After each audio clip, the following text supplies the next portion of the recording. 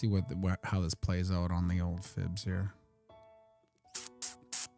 Go from here. We'll just go body. Who cares about the wicks?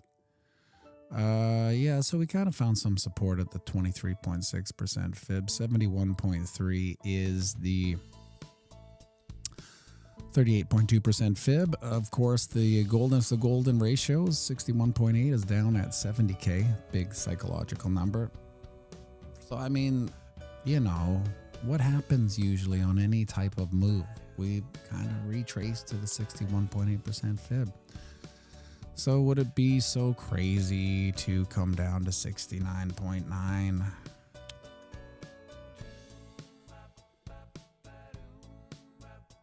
No, it wouldn't. 69.9. Now, it was at 69.9 maybe like 1 or 2 minutes ago. Then she just had a massive dump. It is the morning, so the price action's got to do what it's got to do in the morning. But isn't it interesting how it just comes right back to our mean here, this 200 moving average, which is also, I added this yesterday, just this channel of ascension, only because for one reason, these channel of ascensions usually break down, right? We don't want to see that, so we're going to keep it right on our support level. Right here at the old 69K level. So, you know, we'll see if this holds. You can see every time, boom, boom, boom. We seem to fight our way back, but there'll come a time where we don't got it in us anymore. And she just keeps going. Is that time now? I don't know. One thing's for sure. When you've watched the world through the 80s and 90s, 2000s, the teens, you see a lot of weird, wacky stuff, but the majority of it is in little corners of fringe behavior. Like most of them revolve around cultish beliefs. You know, like remember those old people with the Nikes, and they thought someone was coming to pick them up, and they all committed suicide and stuff like that. Like the religious movements and the death cults were few and far between, and now it's almost as if every government in the world is a massive death cult. Now, am I way off on that? Are we witnessing like the end times? Like, honest question, are we witnessing end times? It just kind of went from 0 to end times. Yeah, it's everything everywhere all at once. It's a very wise thesis rolled out by one of my favorite analysts, Bear Independent. It's everything everywhere all at once. And as we're talking, I'm getting air defense pings. United Arab Emirates is shooting down more drones, and war is expanding into Dubai and the Gulf states. You have oil breaching $90 a barrel this morning. You have massive amounts of civil unrest in the United States from political partisanship. You have the literal Congress of the United States unanimously voting against exposing who is committing sexual crimes at the highest level of government. And it's a system like this has gotten too complex. The system has become too complex. They needed to cover too many lies, and now information is flowing too fast for them to keep it under the wraps. So, I mean, things are coming unraveled right now, Matty B. I want to, be like, this is going to be business as usual, but I don't feel like it is, and I'm not operating like this is business as usual. It's planting season, and I added 2 gardens, so I got 5 gardens total now. I'm feeling good about that. And I am building a rabbit hutch. I added to my chicken flock.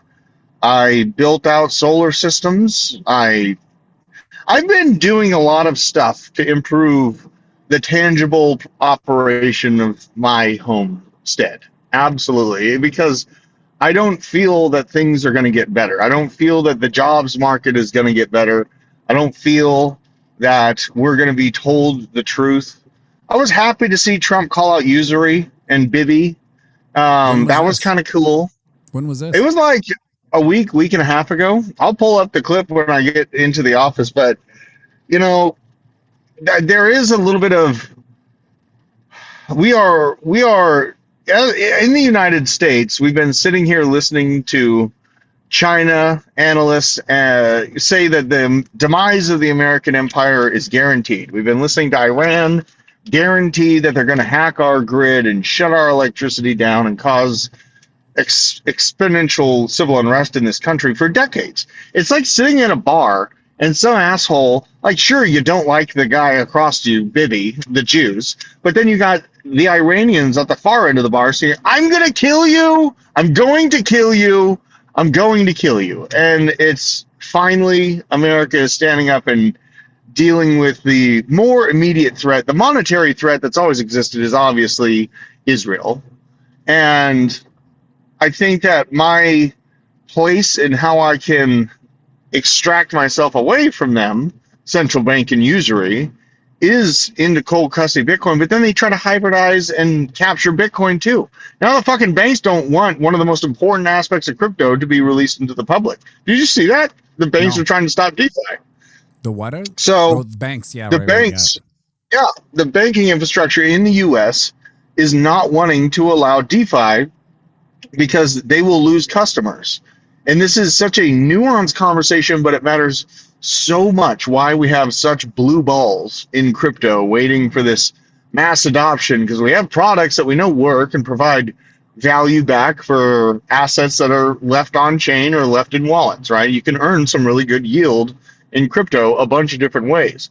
The thing about it is JP Morgan and Bank of America could provide that same level of yield, but their underlings, the mid-size and small banks across the U.S., would go insolvent if they tried to offer any sort of yield close to that, right? So the top 5 banks are making record profits.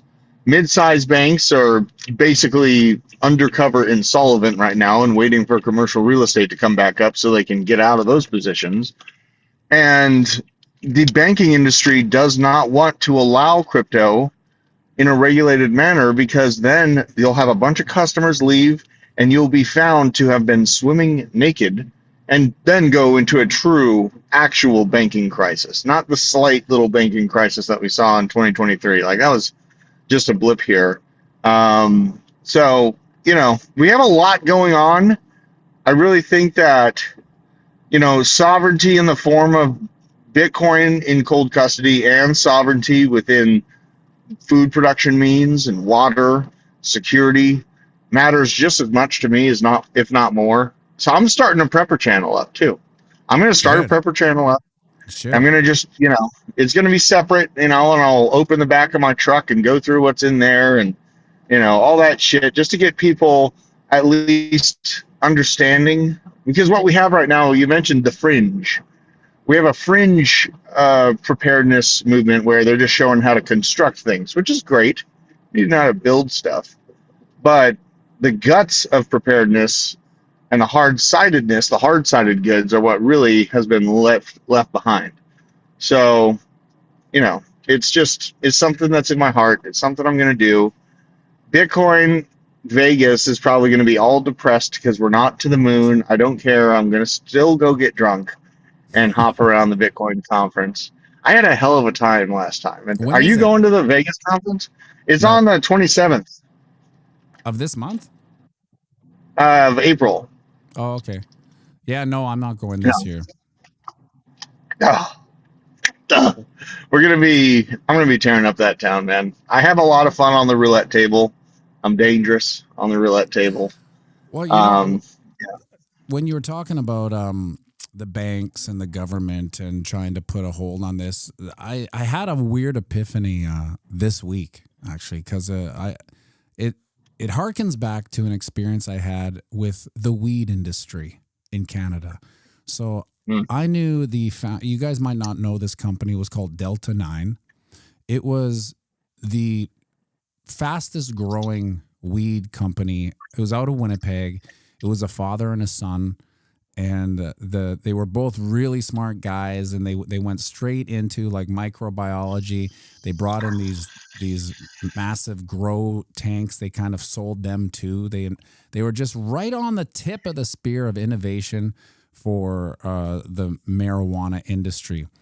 And then the government came in, and the government does what the government does, which is absolutely Matty, your volume is much lower. Yeah, no, it's not that my volume's lower. It's just that his is a little higher. Let me see if I take it down a tad. If Checking. anything happens, how does that make? Look, let's Checking. say, doot doot doot doot doot. Dude.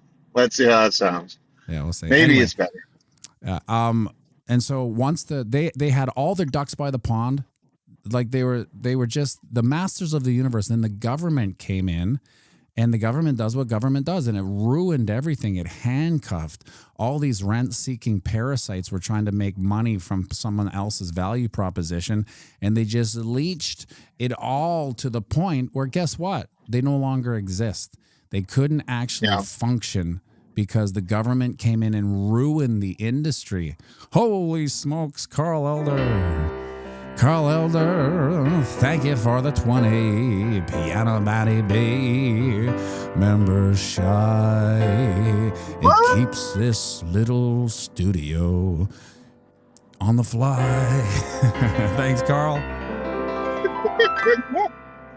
What a guy. Appreciate you, man. Hell yeah. Yeah. Thank you very much, Carl. Much appreciated.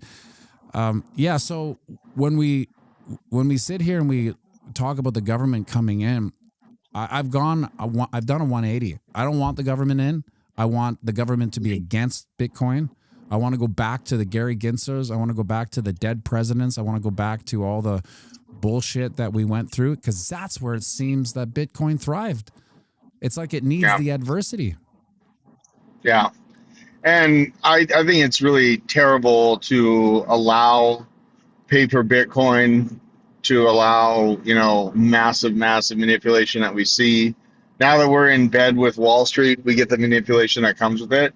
And everyone says it like this is what we need. But honestly, I think what we need is for the governments to keep acting like assholes. And people will start waking up and realizing, I don't trust this bank. I don't trust this government. Like, they're giving us all the data points we need to explain why they are lying pricks and how they are lying pricks. So I completely agree with you, man. Like, crypto was way funner before we had to start dealing with this. Where's the price at? We still dumping here? What do you think it's going to go down to? Well, we've just broken out of this channel of Ascension, which is what channel? But if you go back in time, you can see we have broken out of it, and through some wicks and then came back. What do we got? The 50 moving average here at 68.3. It's basically where it went down to. But I would say the next level of real support to hold would be the 66K-ish level. Not that we'll go there, but like this is what I'd like to see. I'd like to see the market open up and everyone go, oh, yeah, that's right. All these geopolitical fundamentals don't matter. Oh, the jobs report. Oh, it doesn't matter. Oh, this or that. Or what is the latest one? The ICM. There's so much cope when it comes to influencers. They're just trying to peg like reasons because trying to understand the market is like some loser who's lousy with women trying to explain why women do what women do. It's like they don't know why it happens, so they just invent these things. Oh, it's this because didn't we see that meme where it's like the Grim Reaper goes to all the doors and slowly one by one, like you could see M2 gold ratio. Now it's the last one is ICM, right? Like this ICM reading, like, oh, this is once America's over the 50% line, Bitcoin's gonna go to the moon. It's like, I think if people just took a step back and realized that these cycles probably have more meaning than anything else, and within the cycles there's ups and downs, but we're probably going to be riding this down to the next 6 months. I mean, what do you do with your bags in anticipation of more continued down action? Even if you disagree, I'm not sure. Do you see more continued downward action for the next 6 months? Yeah, I do. I insulated my ass. Like the most altcoins I had were Chainlink, and I got out of them at like $13 because I could see we were going to hell in a handbasket. So I insulated back into Bitcoin, and then I took a lot of altcoin profits that I still had at that time, and I bought this truck that I'm in, and I've been fitting out this truck with prepper stuff. I've got a new roof. I did a retaining wall, a couple retaining walls, a couple gardens, solar, like I went ham on my homestead with altcoin profits that were still there. Maybe they didn't 20x on me. I didn't care. Like things were starting to fall apart, and no one's gonna fucking give me a massage if I ride these altcoins down another 60, 70%. You know, I don't want to be one of those people that's just consistently round tripping altcoins. I never have wanted to be one of those people. And so I insulated into Bitcoin with what remained outside of what I purchased. And now I'm just trading, man. I'm just trading, putting the winnings into spot Bitcoin. It goes away forever for the kids. And then I like trading a lot. So it's how I've had fun in 2025. I had a lot of fun with altcoins in 24. And like the situation right now, Matty, I do agree with you. I don't know if it's going to be 6 months, but at least a few months, it's going to take us to dig ourselves out of this mess in terms of money flow. Like the mess for Bitcoin is the money flow going into the red and just general velocity for the market of crypto going down, right? So like yesterday, the day before, when altcoins started to wake back up again, I didn't fall for it. I'm not falling for it. I've done this a couple times, and I don't get involved with the hyper speculation in the altcoins until I see that money flow start to swoop back up. And we have just began the trip downtown. So, my mind, I feel that the bottom end of the ETF range is probably Helm's Deep, where Bitcoin can really defend itself at around like 54, 55,000 bucks. That's I think about like 10, maybe 14% below the price to produce, the average price to produce. And some asshole will be like, oh no, you can make Bitcoin for $1,000 in Iran. But the average price is coming around like 71,000 bucks. So last time we did this, where we started moving to the downside and started flopping lower and lower, we ended up dropping below the price to produce by 14% when we went to 15.5, and the price to produce is 19. So I'm just looking at that, and the time before we were below the price to produce during COVID for sure. And those are like when I really get excited to buy. We're slightly below that level right now, but I think that looking for 10 up to 14% drawdown from 71K is the logical thing in my mind to look for. And, like it was generally like around a 50% drawdown from the new all-time high was what I felt. If we fell from 126 down to 55, I think that'd be slightly more. It'd be like 55, maybe 60% drawdown from all-time highs. And yeah, check it and see what it is. Because 55K? Yeah, what is 126 down to 55K percentage-wise? What does that drawdown look like? 56%. Yeah, okay. So that makes sense to me, honestly. That does make sense. We're not in a time in the ISM. I gotta say about the ISM, we know where the money's going with ISM and business activity. It's going to AI fever dream build out, right? Like there's all this business activity for data centers and power generation and rare earth movements because they want to create a bunch of AI driven robots to replace workers with. That's where the money's going. That's where the economic activity is. It's clear as day. And, so I've been diversifying into stocks in those sectors for like a year, maybe a year and a half now. And those stocks have been incredible. Like they're just they don't go 10x, but they have consistent moves to the upside, and it looks like a growing industry. I do still hold a few altcoins, though. I do hold Canton, and I hold a little bit of Morpho, and those are the only ones that are like actually causing me FOMO even in this bear market to get more and more of. I feel like it might be a little bit of distraction. I'm waiting to see if we can defend 60K again, and if we can put in a double bottom at around 60K, then my ears will perk up and start like snooping around more seriously for alts. But I'm consistently buying Bitcoin below 70, like absolutely. You know where a lot of money's going to that I guess that's not so surprising, but there's this business that the government pumps $5 billion a day into. And I didn't know that until I read some tweets on X. But they're investing $5 billion a day into this business. Hmm. Do you know what Yeah, I mean, business it is? there is business activity. Well, I would assume it is space. Is it space? No, it's the new Forever War that's going on. Oh well, Five, duh. Yeah, duh. $5 billion a day. That's so in a Yeah. weird way, can we tie that into money printing? Like how are they going is this the new version of money printing? Instead of saying they're printing money, they're just, sending these little digital zeros and ones over to the war chest? Well, it's kind of an old way, right? You go to Yeah. war to give the reasoning to hyperinflate. Like World War III, hyperinflation, and the collapse of the jobs market, the collapse of the middle class are all things that have been long term theses of mine. And it's all playing out.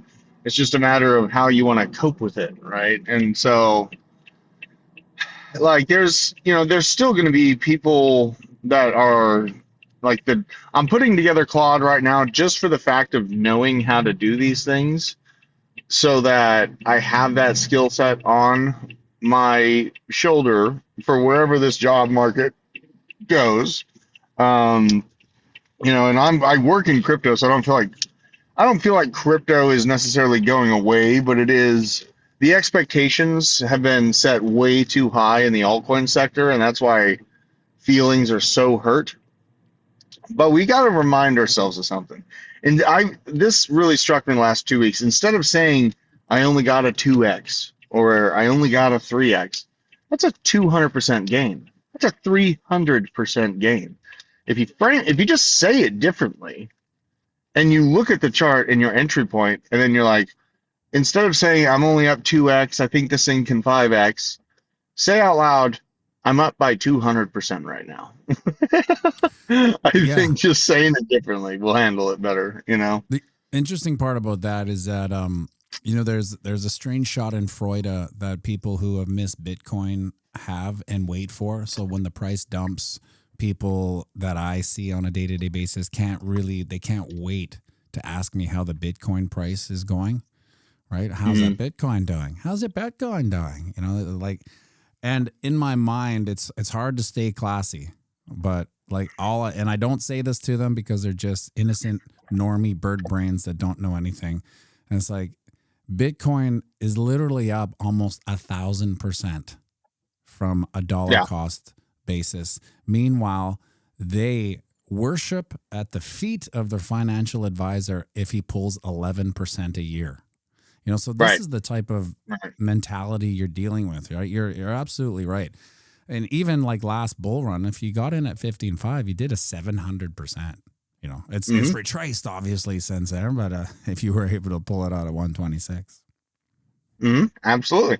Yeah, it's just about framing it differently because I think, and I can understand why folks would be punching so aggressively up because of how expensive everything's getting, right? Like if you were making 100K in 1990s in the US, that's the same as thinking or making 325K in today's day and age. That's a totally different situation. Um, and that's why, a lot of people are pissed off. And we spend all our time finding people to blame. It's our own fault for continuing to use dollars. It's our own fault for not building parallel economic eco- engines. It is. It's on our shoulders. Like the people decide what is valuable. Like, the government can mandate all they want, but if people don't transact and if businesses stop cucking to the government and the IRS and start accepting things other than fiat currency, things can change very quickly. It's just no one has a spine. Like I feel like we're men on islands because we go in, we get our Bitcoin, we take it off, it's gone, it's ours. But a vast majority of people, they don't care about that stuff. They don't care about cold custody. They just want number action to go up. It's not about control to them. It's about money. And that's where you fail. If you don't have a fundamental understanding of Keynesian and Austrian economics, and the difference between the two and how society has ended up where it is, then you don't have the baseline foundation to be able to hold through the volatility of a new asset like Bitcoin because it is very volatile. And I love that volatility about it. Um, but, like in essence, I feel to kind of respond to your question, I do think that it's going to take us some time to get out of this. Absolutely. Um, Does the system and have to I'm be like, torn down? well, I think the system is purposely being torn down so they can make a new. This, like, Besant made it clear what they're doing. Scott Besant has brought up Bretton Woods 2.0 like 3 times. You don't have Bretton Woods until you have World War and your enemies are eviscerated and you reinstill control of monetary flows. That's how the first Bretton Woods happened. It was after World War II. America had stepped up and had, annihilated opposition allied forces, took control of the world economy, and said, "Hey, you're all on the dollar now. Enjoy." And so having a Bretton Woods 2.0 moment doesn't happen without having World War. And World War, when I say that, people's minds immediately go to a nuclear Armageddon, a sea of, nuclear bombs going off, but it very much so can be fought in different ways, which I do think it's going to be fought in different ways. It doesn't necessarily mean that you have to send all the nukes just because it is World War. World War is world superpowers fighting and just decentralized fighting across the planet, right? And what the fuck do you think we see right now? Like Russia versus Ukraine, Iran versus Israel and the United States. China's licking their lips looking at Taiwan right now. You have Pakistan and Afghanistan. That it's happening right now. And just because it's proxies of these nation states doesn't mean that these nation states aren't going to blows, right? And that's the situation at hand, man. That's why I feel so driven about starting a secondary prepper channel too. It's like, monetarily, this thing is happening. The virus, yeah, laser. I feel like the COVID virus was like the first shot of this world war. I really, Yeah. really do. So Inject everyone with retardium and then yeah, even the playing field. absolutely. And test how much you can dehumanize society. Test how much control you actually have of them, right? See who bends in society. That's something I felt was going on way back then. Things have played out the same way. Even like I remember, the talking point was that it was a pandemic contagion that was going to bring the world to its knees. And then I was looking at Bitcoin for like $4,000. I'm like, okay, what? It's the end of the world. They're saying there's coin shortages. They're getting ready to print vast amounts of dollars. So if this is happening, I'm just going to put it in Bitcoin, all of it in Bitcoin, not a little bit, not a chunk, all of it, full send into Bitcoin, And I've only learned how to move like that in life because I feel like just betting that the government's lying to me has proven to be accurate like 100% 95, of the time. 90%. Pretty much, yeah. So yeah, man, that's how I'm looking at this situation. It is unfortunate that it's all going on, and it's nothing that I wanted to see happen. I'm a dad of 4, you got a kid. We don't want to see the world doing what it's doing right now. We also have to be honest with ourselves. We're doing ourselves and our families a disservice if we're not being honest with what's going on. So yeah, man, it's going to be a crazy ride. And if we do see some tactical nukes go off, then yeah, Bitcoin's going to go down very badly. The stock market will go down very badly. Another potential we have is a stock market retracement, which it does all the time, a 20% flush out. The thing about it is if a 20% flush out now, while retail has been, speculating at all-time high levels, right?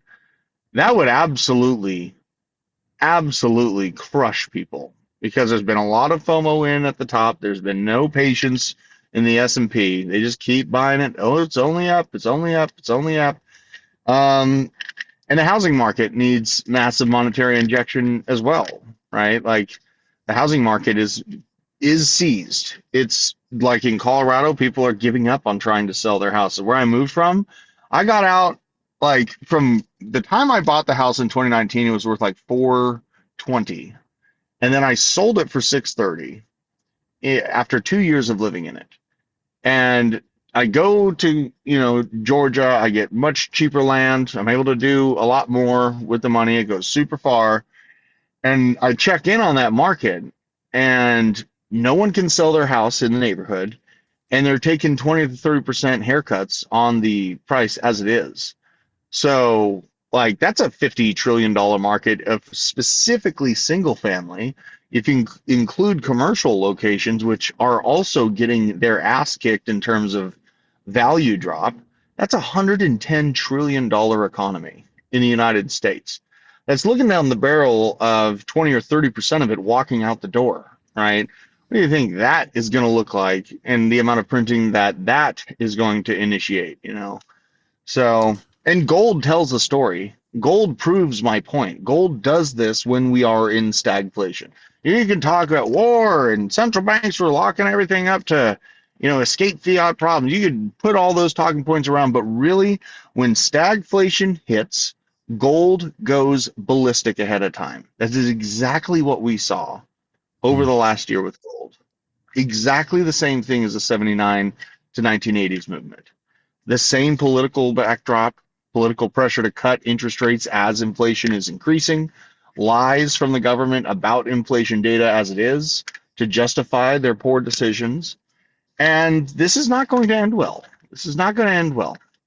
I don't think it's going to end well. And, I don't think it's going to end in a nuclear holocaust, but I'd say America has about like a 55% chance of beating China in this. And there's a 45% chance that we lose. Like, it is happening. And China's best action against the U.S. is electrical infrastructure, and they're bought and paid for politicians that are still in place here in the U.S., right? We can't even share anything with Congress. Congress is literally fucking captured. Congress, we can't share important information about our country movements because they will run to the people that bought them off, China, and they will give that information to them. That is a broken government. That is a broken system. There's another country they run to, too. Well, Canada, for sure. No. What do you think? Canada is that blue-haired septic ring loser in the big global political theater.